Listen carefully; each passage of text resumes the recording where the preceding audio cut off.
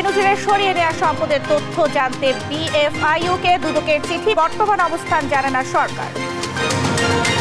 Bank খালি করে বিদেশে গেলেও ব্যবস্থা নেয়নি সরকার। বেনজির ও আজিজ ইস্যুতে সরকারের বিরুদ্ধে প্রতারণার অভিযোগ ফখরুলের। আনারের লাশ গুমে জড়িত সিয়াম নেপালে আটক, ফিরিয়ে আনতে কাঠমান্ডুতে ঢাকার গোয়েন্দারা। শাহিনকে ফেরাতে ইন্টারপোলকে চিঠি। বসবাসের জন্য দিন দিন ঝুঁকিপূর্ণ হয়ে উঠছে ঢাকা, গণপূর্ত মন্ত্রীর স্বীকারোক্তি। বিল্ডিং কোড না মানার জন্য দায়ী করলেন নৈতিকতা। এবং কাল শুরু টি-20 বিশ্বকাপ, উদ্বোধনী ম্যাচে লড়বে যুক্তরাষ্ট্র কানাডা। প্রস্তুতি ম্যাচে রাতে ভারতের মুখোমুখি বাংলাদেশ। সংবাদ সন্ধ্যায় দেখছিলেন একেএস টিএমটিভার সংবাদ শিরোনাম, সঙ্গে আছি আমি শারমিন ন্যান্সি। এবারে বিস্তারিত। দেশ ত্যাগের আগে বিভিন্ন অ্যাকাউন্ট থেকে কি পরিমাণ অর্থ সরিয়েছেন সাবেক আইজিপি বেনজির আহমেদ তা জানতে বাংলাদেশ ফাইন্যান্সিয়াল ইন্টেলিজেন্স ইউনিট বিএফআইইউকে চিঠি দিয়েছে দুর্নীতি দমন কমিশন দুদক। সংস্থাটির আইনজীবী খুরশিদ আলম খান জানান, দুদকের চিঠি অনুযায়ী নির্ধারিত সময়ে বেনজির হাজির না হলে আইন অনুযায়ী ব্যবস্থা নেওয়া হবে। এদিকে স্বরাষ্ট্রমন্ত্রী আসাদুজ্জামান খান কামাল বলেছেন, বেনজিরের অবস্থান সম্পর্কে কোনো তথ্য নেই সরকারের কাছে। আরও জানাচ্ছেন শামীমা আক্তার। সাম্প্রতিক সময়ের অন্যতম আলোচিত ব্যক্তি পুলিশের সাবেক আইজি বেনজির আহমেদ। ক্ষমতার অপব্যবহার সহ নানাভাবে দুর্নীতির মাধ্যমে তিনি গড়েছেন সম্পদের পাহাড়। এসব নিয়ে গণমাধ্যমে প্রতিবেদন প্রকাশ হলে নড়েচড়ে বসে সরকার। অভিযোগ তদন্তে নামে দুর্নীতি দমন কমিশন। তদন্তে বেরিয়ে আসে তার সম্পদের বিশাল তালিকা। এইসব সম্পদ বেহাত হওয়ার শঙ্কায় দুদকের আবেদনের প্রেক্ষিতে তার নামে থাকা সকল সম্পদ ক্রোকের নির্দেশ দেয় আদালত। একই সঙ্গে আগামী 6 জুন বেনজিরকে এবং 9 জুন তার স্ত্রী ও সন্তানদের সশরীরে হাজির হওয়ার নির্দেশ দেয় দুদক। কিন্তু এরই মধ্যে গণমাধ্যমে প্রতিবেদন প্রকাশ পায় গত 4 মে সপরিবারে দেশ ত্যাগ করেছে বেনজির আহমেদ। দুদক আইনজীবী মোহাম্মদ খুরশিদ আলমের কাছে প্রশ্ন ছিল, দেশ ত্যাগের আগে তার এই বিশাল সম্পদ এবং ব্যাংক অ্যাকাউন্টের কতটা অর্থ এরই মধ্যে সরিয়েছে, দুদকই বা কেন তাকে দেশ ত্যাগে বাধা দিতে পারল না। গণমাধ্যমে খবর পাচ্ছে উনি ব্যাংক থেকে অনেকগুলো টাকা উঠিয়ে নিয়েছেন। সে বিষয়গুলি দুর্নীতি দমন কমিশনের অনুসন্ধানকারী দল অত্যন্ত গুরুত্ব সহকারে খতিয়ে দেখছে যে ওনার ব্যাংক অ্যাকাউন্ট যেগুলি জব্দ করা হয়েছে, জব্দের সময় কত টাকা ছিল, আগে কত টাকা ছিল। যদি টাকা সরিয়ে নেওয়া হয় তাহলে সেটা কি ব্যাংকে নিয়েছে না ক্যাশ করে নিয়েছে। আর্থিক অপরাধের তদন্ত বিভাগ বাংলাদেশ ফাইন্যান্সিয়াল ইন্টেলিজেন্স ইউনিট তাদেরকে চিঠি দেওয়া হয়েছে। তারা দুর্নীতি দমন কমিশনের চিঠি অনুযায়ী কাজ করে যাচ্ছে। ওই কাজেই পূর্ণাঙ্গ চিত্র পেতে অবশ্যই আপনার একটু সময় লাগবে। দুদক আইনজীবী আরও জানান, তার বিশ্বাস 6 জুন তিনি হাজির হবেন। তবে না এলে আইন অনুযায়ী তদন্ত শেষে তার বিরুদ্ধে ব্যবস্থা নেওয়া হবে। যদি উনি না আসে আইন তার নিজস্ব গতিতে চলবে এবং উনি না আসলেও অনুসন্ধান কার্য সমাপ্ত করতে আইনে কোনো বাধা নাই। অনুসন্ধানের ভিত্তিতে মামলা হলে তাহলে এক ধরনের কনসিকুয়েন্স হবে। মানে যেটাই হোক অনুসন্ধান চলে পরবর্তী কার্যক্রম গ্রহণে আইনে কোনো বাধা থাকবে না, উনি থাকুক আর না থাকুক। এদিকে রাজধানীর এক অনুষ্ঠান শেষে স্বরাষ্ট্রমন্ত্রী আসাদুজ্জামান খান কামাল বলেছেন, বেনজির আহমেদের অবস্থা নিয়ে কোনো তথ্য নেই সরকারের কাছে। তবে ব্যক্তির দায় পুলিশ বাহিনী নেবে না বলেও জানান তিনি। তাকে তো এখনো আমরা নিষেধাজ্ঞা দেইনি, সে নিষেধাজ্ঞার আগে চলে যেয়ে থাকে। আমি এখনো কিন্তু সঠিক জানি না সে আছে কিনা চলে গিয়েছে।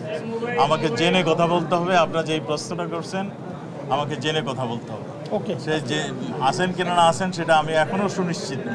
সূত্র জানিয়েছে, বেনজির আহমেদ দেশ ত্যাগের আগে ব্যাংক থেকে যেমন সরিয়ে ফেলেছে বেশিরভাগ অর্থ, তেমনি বিক্রি করে দিয়েছে দেশি বিদেশে থাকা ফ্ল্যাট সহ বহু সম্পদ। শামীমা আক্তার, দেশ টিভি, ঢাকা। সাবেক পুলিশ প্রধান ও সেনা প্রধান বেনজির আহমেদ ও আজিজ আহমেদের ইস্যুতে সরকারের বক্তব্য লোক দেখানো এবং প্রতারণামূলক বলে মন্তব্য করেছেন বিএনপি মহাসচিব মির্জা ফখরুল ইসলাম আলমগীর। পরিবর্তিত কৌশলে দেশে গণতন্ত্র ফিরিয়ে আনতে বিজয় নিশ্চিত না হওয়া পর্যন্ত লড়াই চলবে বলেও মন্তব্য করেন তিনি। বিস্তারিত সাইফুল রিপনের প্রতিবেদনে। বিএনপির প্রতিষ্ঠাতা জিয়াউর রহমানের ৪৩তম শাহাদাত বার্ষিকী উপলক্ষে জাতীয় প্রেস ক্লাবে আলোচনা সভার আয়োজন করে বাংলাদেশ সম্মিলিত পেশাজীবী পরিষদ। উনি জানেন যে ধর্মের সাথে সভায় বক্তারা অভিযোগ করেন, দেশের ইতিহাস থেকে জিয়াউর রহমানকে মুছে ফেলার চেষ্টা করছে বর্তমান সরকার। ক্ষমতাসীনদের অপপ্রচারের বিরুদ্ধে প্রতিরোধ গড়ে তুলতে উদ্যোগ নেয়ার আহ্বান জানান তারা।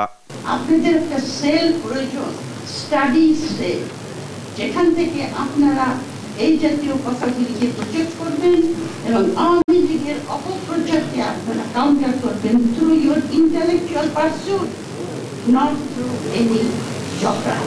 বিএনপি মহাসচিব মির্জা ফখরুল ইসলাম আলমগীর বলেন, সরকারের দুর্বিষহ দমন পীড়নের মধ্যে ত্যাগ স্বীকার করে যে লড়াই চালিয়ে যাচ্ছে বিএনপি, চূড়ান্ত বিজয় না আসা পর্যন্ত তা চলবে। Success has many father's. যখন সাফল্য আসে সবাই দাবি করে যে আমার জন্য হয়েছে, আমার জন্য হয়েছে। ফেলিওর হ্যাজ নান। কিন্তু আমরা মনে করি ইটস নট ফেলিয়ার। আমরা নতুন করে উজ্জীবিত হয়েছি, আমরা নতুন করে আবার কাজ শুরু করেছি। ইনশাআল্লাহ জয় আমাদের হবেই, আমরা পরাজিত হতে পারবো, কারণ আমরা সত্যের পথে, ন্যায়ের পথে লড়াই করছি। দুর্নীতিবাজদের বিরুদ্ধে ব্যবস্থা নেয়ার কথা বলে সরকার জনগণের সাথে প্রতারণা করছে বলেও মন্তব্য করেন মির্জা ফখরুল। এই যে আপনার তারা বেনজিরকে বললো যে তার সম্পত্তি আমরা ক্রোক করছি, আদালত থেকে বলালো, তাকে মামলা করেছে, দুদক থেকে মামলা করেছে। তো সে 4 তারিখে সপরিবারে একেবারে এয়ারলাইন্সের নামটাও দিয়েছে, সিঙ্গাপুর এয়ারলাইন্সে এসে চলে গেল সকলের চোখের নাকের পক্ষ দিয়ে। তাহলে এই যে কথা বলছেন যে কেউ ভাত ছাড় পাবে না, আমরা সবাইকে বিচার করি, সবাই, এটা কি আপনার মানুষকে আহম্মক মনে করেছেন? বাংলাদেশের মানুষকে সবাই বোঝে যে এগুলো হচ্ছে আপনাদের সমস্যা, লোক দেখানো, প্রতারণা, যেভাবে এখন পর্যন্ত প্রতারণা করে আপনারা দেশ শাসন করছেন। বিএনপির প্রতিষ্ঠাতা জিয়াউর রহমানের শাহাদাত বার্ষিকী উপলক্ষে রাজধানীর বিভিন্ন এলাকায় শনিবারও দুস্থ মানুষের মাঝে খাবার বিতরণ করে বিএনপি।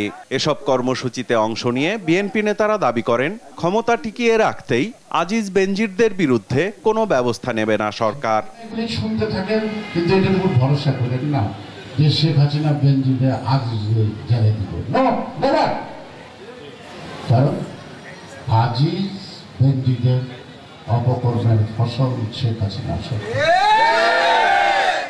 সাইফুল রিপন, দেশ টিভি, ঢাকা।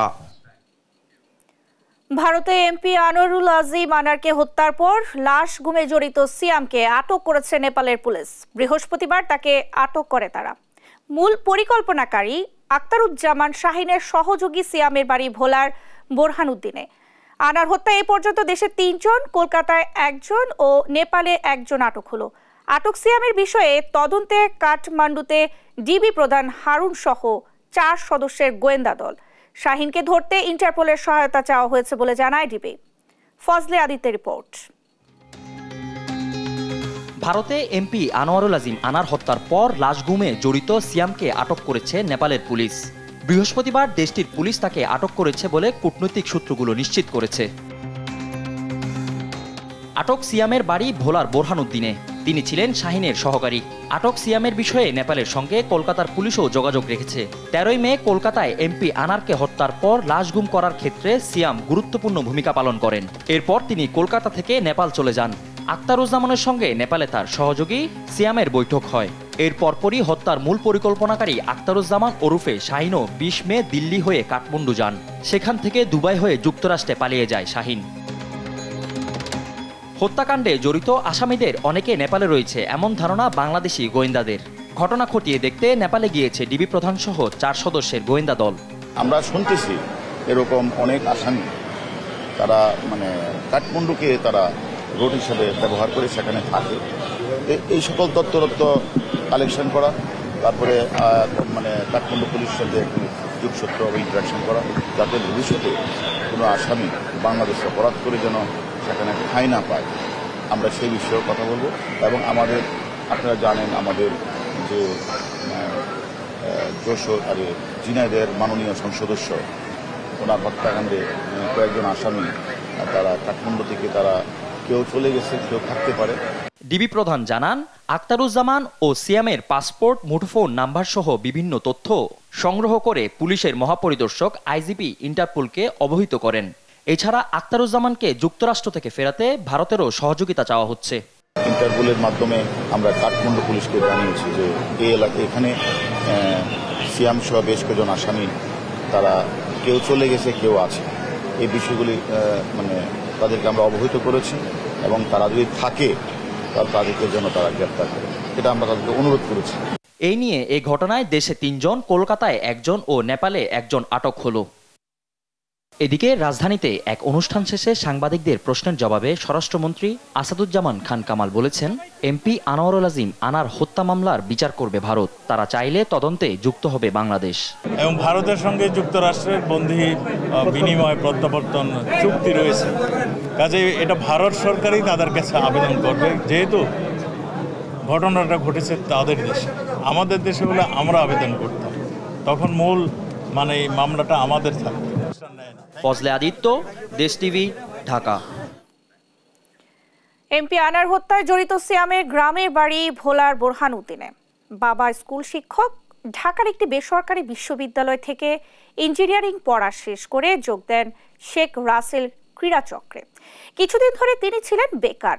এমপি আনার হত্যায় নাম আসায় হতবাক তার বাবা মা, তবে ছেলে অপরাধী হলে বিচার চান তারাও। ভোলা থেকে ছোটন সাহার প্রতিবেদন, জানাচ্ছেন শুভশ্রী রায়। ৩৮ বছর আগে চাকরির সুবাদে বরিশাল থেকে ভোলার বোরহানউদ্দিন উপজেলার পৌর ৮ নং ওয়ার্ডে বসবাস শুরু করেন স্কুল শিক্ষক আলাউদ্দিন মাস্টার ও তার পরিবার। তার 2 সন্তানের একজন সিয়াম। স্থানীয় কুতুবা মাধ্যমিক বিদ্যালয় থেকে এসএসসি পাশের পর পড়াশোনার জন্য চলে আসেন ঢাকায়। রাজধানী ঢাকার ইন্টারন্যাশনাল ইউনিভার্সিটি থেকে বিএসসি ইঞ্জিনিয়ারিং পাশ করে যোগ দেন শেখ রাসেল ক্রীড়া সংস্থায়। 3 বছর চুক্তির মেয়াদ শেষ হলে শুরু করেন বেকার জীবন। কিছুদিন পর সিয়াম পরিবারকে জানায় সে নতুন চাকরি শুরু করেছেন, কিন্তু কি চাকরি তার কিছুই জানতেন না বাবা মা। গত 25 মে সবশেষ ছেলের সাথে যোগাযোগ হলে নেপালে যাওয়ার কথা বলে বাবা মাকে। এরপর গণমাধ্যমে সংসদ সদস্য হত্যার সঙ্গে ছেলের সংশ্লিষ্টতার কথা শুনে অনেকটাই হতবাক বাবা মা। আমার জানা মতে সে অপরাধ করতে পারে না, যদিও করিয়া থাকে এটি, তাহলে আমি বাবা হিসাবে তার বিচার চাই। আর যদি এই অপরাধের সাথে জড়িত না থাকে তাহলে তার মুক্তি চাই, এবং যদি কেউ ফাঁসাইয়া থাকে তাহলে তারও বিচার চাই।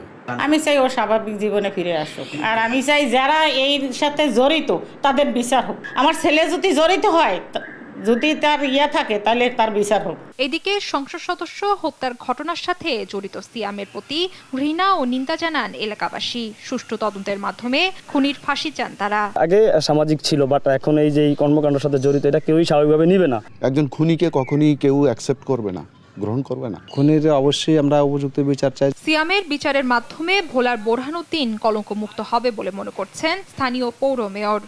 আমাদের বোরহানউদ্দিন উপজেলাবাসী কলঙ্ক থেকে একটু হলো যাতে রেহাই পায়, সেই ব্যবস্থা বিচারের মাধ্যমে যাতে সর্বোচ্চ শাস্তি ফাঁসি যাতে হয়, সেই আশাবাদ ব্যক্ত করি। অভিযুক্ত সিয়ামের রাজধানীর জীবনযাপন সম্পর্কে এলাকাবাসী কিংবা বাবা মায়ের তেমন কিছুই জানা নেই, তবে এমপি হত্যার ঘটনায় চরমভাবে মর্মাহত এলাকাবাসী। নিউজ ডেস্ক, দেশ টিভি। নিয়ম লঙ্ঘন করে ভবন নির্মাণ করায় ঢাকা দিন দিন বসবাসের জন্য ঝুঁকিপূর্ণ হয়ে উঠছে বলে স্বীকার করেছেন গৃহায়ন ও গণপূর্ত মন্ত্রী ওবায়দুল মোক্তাদির চৌধুরী। নৈতিকতার অভাবে মানুষ ভবন নির্মাণে বিল্ডিং কোড মানছে না বলে মন্তব্য করেন তিনি। আর প্রধানমন্ত্রীর বেসরকারি শিল্প ও বিনিয়োগ উপদেষ্টা সালমান এফ রহমান বলেন, টেকসই অবকাঠামোর ব্যাপারে সরকার সর্বোচ্চ গুরুত্ব দিচ্ছে। সাবরিনা মজুমদারের রিপোর্ট। সাম্প্রতিক বছরগুলোতে বাংলাদেশের ছোট আকারের বেশ কয়েকবার ভূমিকম্প অনুভূত হয়েছে। গত 100 বছরে বড় কোনো ভূমিকম্প না হয় বিশেষজ্ঞদের আশঙ্কা যে কোনো সময় বড় ধরনের ভূমিকম্পের দ্বারপ্রান্তে বাংলাদেশ। এমন প্রেক্ষাপটে ভূমিকম্পের প্রস্তুতি ও সতর্কতা নিয়ে 2 দিনের আন্তর্জাতিক সেমিনার আয়োজন করে রাজুক। অনুষ্ঠানের শুরুতেই ভূমিকম্পের ঝুঁকি মোকাবেলায় রাজুকের নেয়া নানা উদ্যোগের কথা জানান অবসরপ্রাপ্ত major general doctor Mohammad Siddiqur Rahman সরকার।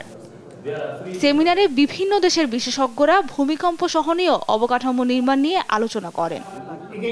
ঢাকা, চট্টগ্রাম সহ দেশের বিভিন্ন স্থানের ঝুঁকিপূর্ণ স্থাপনা চিহ্নিত করে নিরাপদ আবাস গড়তে সরকার কাজ করছে বলে জানান প্রধানমন্ত্রীর বেসরকারি বিনিয়োগ বিষয়ক উপদেষ্টা। একটা বড় ভূমিকম্প কিন্তু প্রায় 125 বছর হয়েছে, হয় নাই।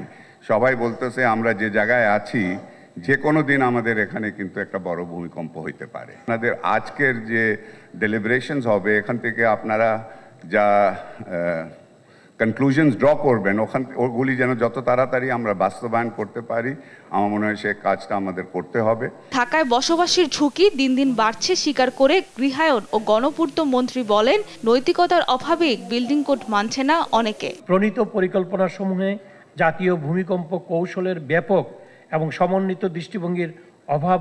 আমি মনে করি বিল্ডিং কোডের সঠিক এনফোর্সমেন্ট যেমন জরুরি, তেমনি কোনো গভর্নমেন্ট ইনসেন্টিভ প্রোগ্রাম যদি থাকে বিল্ডিং ওনারদের জন্য, তাহলে তারা নিজেরাই মোটিভেটেড হবে আর্থকুয়েক রেজিস্ট্যান্স বিল্ডিং বানানোর জন্য।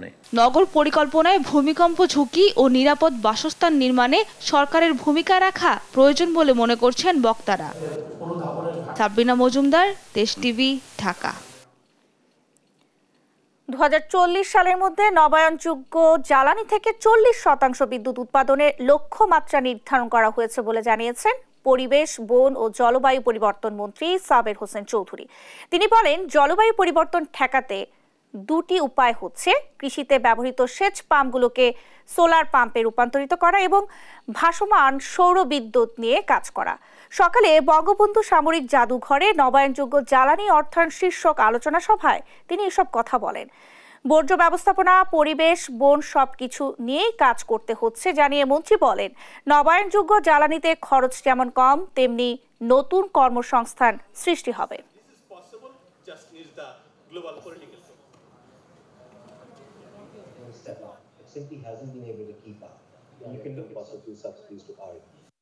ডিজেল যে জেনারেটেড পাম্প যেগুলো আছে, যেগুলো আমরা কৃষির জন্য ব্যবহার করি, সেচের জন্য ব্যবহার করি, সেখানে যদি আমরা রিনিউয়েবল এনার্জির একটা ট্রান্সফরমেশন আনতে পারি, সেখানে প্রায় 5000 মেগাওয়াট আমরা রিনিউয়েবল এনার্জি আমরা জেনারেট করতে পারি। 2040 সালের মধ্যে আমাদের 40% হতে হবে ক্লিন অ্যান্ড রিনিউয়েবল। সংবাদ সন্ধ্যায় আরো থাকছে। উজানের ঢলে সিলেট ও সুনামগঞ্জের অনেক এলাকা কয়েকদিন ধরে পানির নিচে, পানিবন্দী হাজার হাজার মানুষ, সীমাহীন দুর্ভোগ।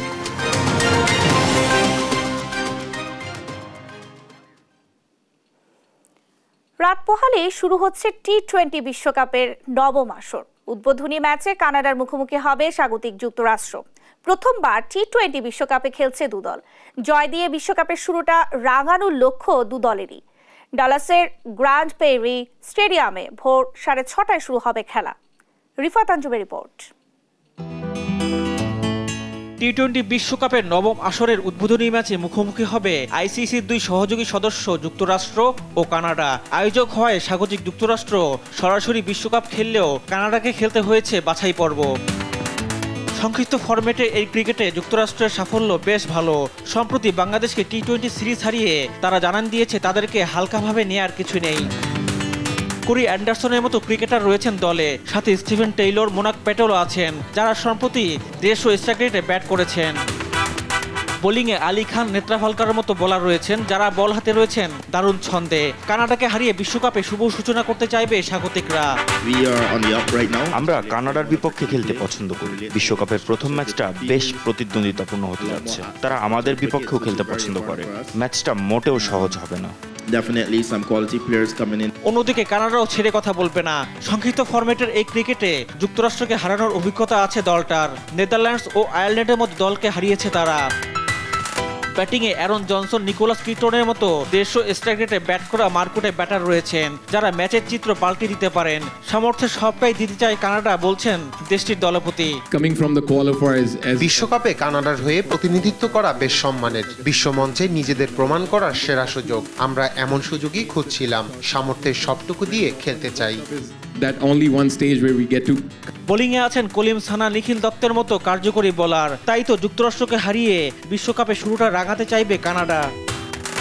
রিফাত আঞ্জুম, দেশ টিভি, স্পোর্টস ডেস্ক। এদিকে টি-20 বিশ্বকাপের শেষ প্রস্তুতি ম্যাচে রাতে ভারতের বিপক্ষে নামবে বাংলাদেশ। টপ অর্ডারে ব্যাটিং ব্যর্থতা কাটিয়ে ওঠার শেষ সুযোগ পাচ্ছেন শান্ত, লিটনরা। ভারতও চাইবে বাংলাদেশকে হারিয়ে বিশ্বকাপের প্রস্তুতিটা ঝালিয়ে নিতে। নিউ ইয়র্কের নাসাউ কাউন্টি স্টেডিয়ামে বাংলাদেশ সময় রাত 8:30 শুরু হবে খেলা। রিফাত আঞ্জুমের আরও একটি রিপোর্ট। বিশ্বকাপের আগে প্রস্তুতির শেষ সুযোগ বাংলাদেশের সামনে। প্রতিপক্ষ ভারত। মূল মঞ্চে নামার আগে শেষবারের মতো ঝালিয়ে নিতে নিউ ইয়র্কের নাসাউ কাউন্টি স্টেডিয়ামে অনুশীলনে পুরো দল। অনুশীলনের কেন্দ্রবিন্দুতে ছিলেন সৌম্য, লিটন, শান্ত। টপ অর্ডারের এ 3 ব্যাটার রান খরায় ভুগছেন। বিশ্বকাপের আগেই তাদের ফর্মে ফেরা জরুরি, তাই এ 3 জনের দিকে কোচ চন্দ্রিকা হাথুরুসিংহের বাড়তি মনোযোগ। সাকিব আল হাসানের ব্যাটেও রান নেই। প্রায় 1.5 বছর আগে টি-20তে পেয়েছিলেন 50, তাই ভারতের বিপক্ষে রানে ফিরে বিশ্বকাপ প্রস্তুতি সারতে চাইবেন সাকিব। টাইগার শিবিরে স্বস্তি দিচ্ছে তাওহিদ হৃদয় ও মাহমুদুল্লাহর দারুণ ফর্ম। তাদের সাপোর্ট দিতেই টপ অর্ডারের ব্যাটারদের রানে ফেরা বেশি প্রয়োজন। বোলিং বিভাগ নিয়ে খুব একটা ভাবতে হচ্ছে না বাংলাদেশকে। শরীফুল, মুস্তাফিজ, তানজিমরা আছেন ফর্মে। রিশাদ, শেখ মাহাদিরাও ভালো করছেন। তবে কঠিন হলেও ভারতের বিপক্ষে জয় দিয়েই বিশ্বকাপ প্রস্তুতি সারতে চাইবে টাইগাররা। অন্যদিকে শক্তির বিচারে অনেক এগিয়ে থাকা ভারত শিরোপার অন্যতম দাবিদার। রোহিত শর্মা, বিরাট কোহলি, ঋষভ পান্থ, সূর্যকুমার যাদবের মতো ভয়ঙ্কর সব ব্যাটার আছে দলে, যারা একাই খেলার মোড় ঘুরিয়ে দিতে সক্ষম। আর হার্দিক পান্ডিয়া, শিভম দুবের মতো অলরাউন্ডার তো রয়েছেনই। বোলিং বিভাগে জশপ্রীত বুমরা, মোহাম্মদ সিরাজরা প্রতিপক্ষের ব্যাটিং লাইন আপ ধসিয়ে দেওয়ার জন্যই যথেষ্ট। বাংলাদেশকে হারিয়ে নিজেদের সামর্থ্য যাচাই করতেই মাঠে নামবে রোহিতের দল। রিফাত আঞ্জুম, দেশ টিভি, স্পোর্টস ডেস্ক। উজান থেকে নেমে আসা পাহাড়ি ঢলে সুনামগঞ্জের ছাতকের নিম্নাঞ্চলে তলিয়ে গেছে রাস্তাঘাট। এতে ভোগান্তিতে পড়েছেন 5 গ্রামের অন্তত 20,000 মানুষ। সেই সাথে নদীর পানি দ্রুত বৃদ্ধি পাওয়ায় বন্যার শঙ্কায় উপজেলার 50,000 মানুষ। সহকর্মী মেহেদি হাসানের পাঠানো তথ্যচিত্রে টুম্পা আফরোজের ডেস্ক রিপোর্ট। ভারত থেকে নেমে আসা পাহাড়ি ঢলে হুহু করে ঢুকছে পানি, বাড়ছে বন্যার শঙ্কা। শুক্রবার থেকে সুনামগঞ্জে বৃষ্টিপাত কমায় জাদুকাটা, কুশিয়ারা ও রক্তি নদীর পানি কমলেও পাহাড়ি ঢলে দ্রুত বাড়ছে ছাতকের সুরমা নদীর পানি। শনিবার দুপুর নাগাদ 24 ঘন্টায় সুরমা নদীর পানি 8 সেন্টিমিটার বৃদ্ধি পেয়ে বিপদসীমার 54 সেন্টিমিটার উপর দিয়ে প্রবাহিত হয়।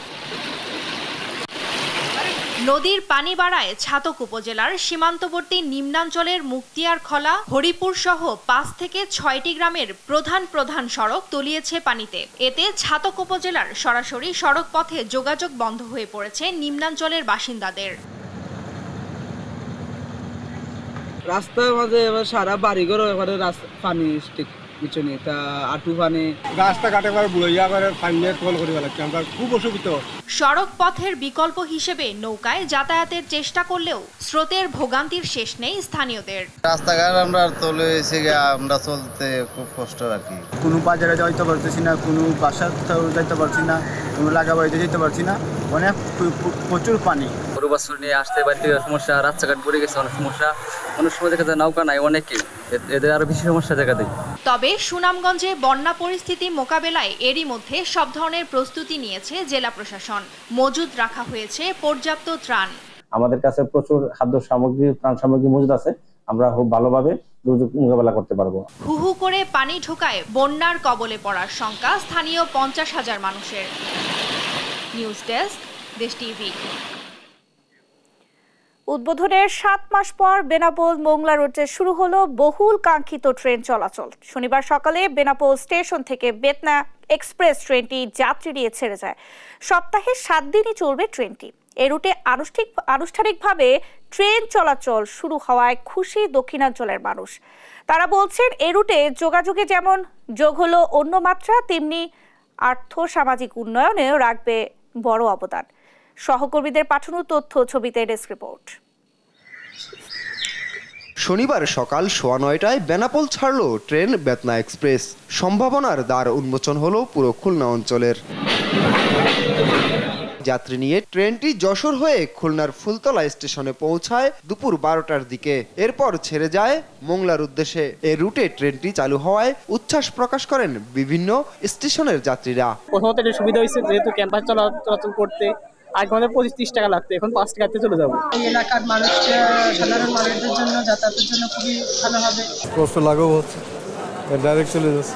একদিকে সাশ্রয়ী, টিকিটের ভাড়া কম, তারপরে হচ্ছে নিরাপদ, ফলে মানুষ অনেক স্বাচ্ছন্দ্যে যাতায়াত করতে পারবে। ট্রেনটি চালু হওয়ায় শুধু যাতায়াতেই সুবিধা নয়, ব্যবসা বাণিজ্য প্রসারেও স্থানীয়রা দেখছেন বড় সম্ভাবনা। দুই বন্দরের ব্যবসায়ী আছে, তারাও তাদের ব্যবসাটা দক্ষিণ অঞ্চলে আরো প্রসারিত করতে পারবে। আমরা মাল নিয়ে মোংলা এবং বেনাপোল যেতে পারবো, যশোর যেতে পারবো, তার জন্য আমাদের পক্ষে ভালো হয়েছে।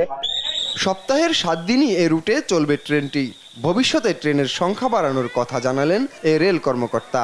মালামাল, যাত্রী সবকিছুই এই ট্রেনে পরিবহন করা যাবে এবং এখন হয়তো বা একটা ট্রেনই চালু হলো, ভবিষ্যতে আরও ট্রেন চালু হবে। 2010 সালে একনেকে অনুমোদনের পর 2016 সালের সেপ্টেম্বরে কাজ শুরু হয় বেনাপোল মোংলা রেল প্রকল্পের। কাজ শেষে 2023 সালের 1 নভেম্বর প্রকল্পটি উদ্বোধন করেন প্রধানমন্ত্রী শেখ হাসিনা ও ভারতের প্রধানমন্ত্রী নরেন্দ্র মোদী। ভারত সরকারের ঋণ সহায়তায় 4000 কোটি টাকার বেশি ব্যয়ে প্রকল্পটি বাস্তবায়ন করেছে ভারতীয় ঠিকাদারি প্রতিষ্ঠান L&T ও ইরকন ইন্টারন্যাশনাল। আপনপু, নিউজ ডেস্ক, দেশ টিভি। নরসিংদীর মেহেরপাড়া ইউনিয়নের সাবেক চেয়ারম্যান ও ইউনিয়ন আওয়ামী লীগের সভাপতি মাহবুবুল হাসানকে হত্যার ঘটনায় মূল পরিকল্পনাকারী রাসেল মাহমুদকে গ্রেফতার করেছে জেলা গোয়েন্দা পুলিশ। শুক্রবার দুপুরে বাংলাদেশ থেকে পালিয়ে যাওয়ার সময় কাতার এয়ারপোর্ট ইমিগ্রেশন পুলিশের সহায়তায় তাকে গ্রেফতার করা হয়। এই ঘটনায় এখন পর্যন্ত গ্রেফতার হলো 9 জন। সহকর্মী সুমন বর্মনের তথ্যচিত্রে শুভশ্রী রায়ের ডেস্ক রিপোর্ট। মঙ্গলবার রাতে অফিস থেকে বাড়ি ফেরার পথে মেহেরপাড়া ইউনিয়নের সাবেক চেয়ারম্যান মাহবুবুল হাসানকে কুপিয়ে ও গুলি করে হত্যা করে দুর্বৃত্তরা। হত্যা 2 দিন পর নিহতের ভাই হাফিজুল্লাহ, মেহেরপাড়া ইউপি চেয়ারম্যান আজহার অমিত প্রান্ত, মেম্বার আতাউর রহমান সহ 22 জনের নামে মাধবদী থানায় একটি হত্যা মামলা করেন। হত্যার 72 ঘন্টার মধ্যে 8 জনকে গ্রেপ্তার করে পুলিশ। তবে মামলার এছাড়ে নাম থাকা আসামি রাসেল মাহমুদ ঘটনার পর বাংলাদেশ থেকে কাতার হয়ে দক্ষিণ আফ্রিকায় পালিয়ে যাওয়ার চেষ্টা করে। এ সময় গোয়েন্দা পুলিশ কাতার এয়ারপোর্টে দেশটির ইমিগ্রেশন পুলিশের সহযোগিতায় তাকে আটক করে দেশে ফিরিয়ে আনে। শুক্রবার শাহজালাল বিমানবন্দরে পৌঁছালে তাকে গ্রেপ্তার করা হয়। এখন পর্যন্ত আমরা এতটুকু পেয়েছি যে সে বিভিন্নভাবে, আমি বিস্তারিত না বলি, তো যেহেতু এজাহার নামে আসামি আর আমরা যাদেরকে গ্রেপ্তার করেছি এজাহার নামে অনেকেই জড়িত আছে। এই সবকিছু মিলে আমরা এই ইনভেস্টিগেশনটা করছি যাতে কোনো নিরপরাধী লোক হয়রানির শিকার না হয়, এটাও আমরা খেয়াল রাখছি। আর যেই জড়িত থাকুক সবাইকে আমরা ইনশাআল্লাহ আইনের আওতায় নিয়ে আসবো। চেয়ারম্যান মাহবুবুল হত্যাকাণ্ডের প্রতিবাদে বিক্ষোভ মিছিল করে অবিলম্বে আসামিদের গ্রেপ্তার করে দৃষ্টান্তমূলক শাস্তির দাবি জানিয়েছে এলাকাবাসী। আমার ভাইয়ের খুনিদের জন্য যে 7 দিনের আলটিমেটাম দিয়েছেন তার মধ্যে 3 দিন চলে গিয়েছে। আর 4 দিনের ভিতরে যদি আমার ভাইয়ের রক্তের প্রতিশোধ না পাই, আপনারা জেনে নিয়েন রক্ত কিন্তু রক্ত চায়। এই ঘটনাটা শুধু কিন্তু তখন ঘটাননি, এটার অবশ্যই একটা পরিকল্পনা হয়েছে। একজন জনপ্রিয় জনপ্রতিনিধির এভাবে হত্যাকাণ্ড আমরা মেনে নিতে পারি না। এদিকে একের পর এক জনপ্রতিনিধিদের হত্যাকাণ্ডে আতঙ্ক সৃষ্টি হয়েছে জেলার জনপ্রতিনিধিদের মাঝে। যদি জনপ্রতিনিধি একটার পর একটা হত্যা করা হয় তাহলে মানুষ রাজনীতিতে আসার যে পথ, ভালো মানুষরা সেই আশাটুকু হারিয়ে যাবে। এই চিহ্নিত খুনিদেরকে গ্রেপ্তার করে তাদেরকে দৃষ্টান্তমূলক শাস্তি নিশ্চিত করতে হবে। গত 1.5 মাসে জেলায় প্রতিপক্ষের হাতে সাবেক চেয়ারম্যান, ভাইস চেয়ারম্যান প্রার্থী ও ইউপিএ চেয়ারম্যান সহ বেশ কয়েকটি হত্যাকাণ্ড ঘটে। নিউজ ডেস্ক, দেশ টিভি। সংবাদ সন্ধ্যা আরো থাকছে। ভারতের লোকসভার 7তম শেষ দফার ভোট গ্রহণ শেষ। পশ্চিমবঙ্গে দফায় দফায় সংঘর্ষ, তৃণমূল কর্মী নিহত।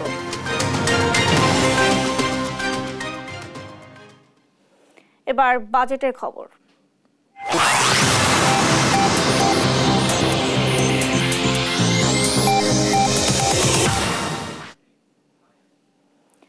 6 জুন নতুন বাজেট পেশ করতে যাচ্ছে ক্ষমতাসীন আওয়ামী লীগ সরকার।